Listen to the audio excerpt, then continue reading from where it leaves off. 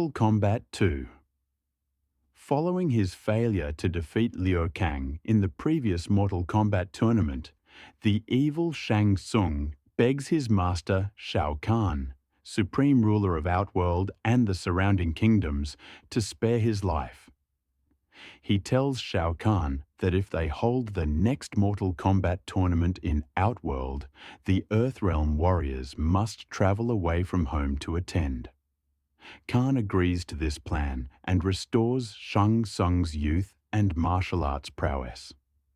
He then extends the invitation to the Thunder God and Earthrealm's protector Raiden, who gathers his warriors and takes them into Outworld. The new tournament is much more dangerous as Shao Kahn has the home field advantage. According to the Mortal Kombat series canon, Liu Kang won this tournament as well, defeating Shao Kahn and his bodyguard Kintaro.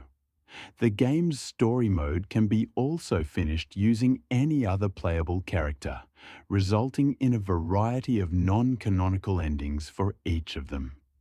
This game also establishes that the original Sub-Zero Bi-Han was killed by Scorpion in the first game, and Bi-Han's younger brother Kuai Liang took the identity of the new Sub-Zero.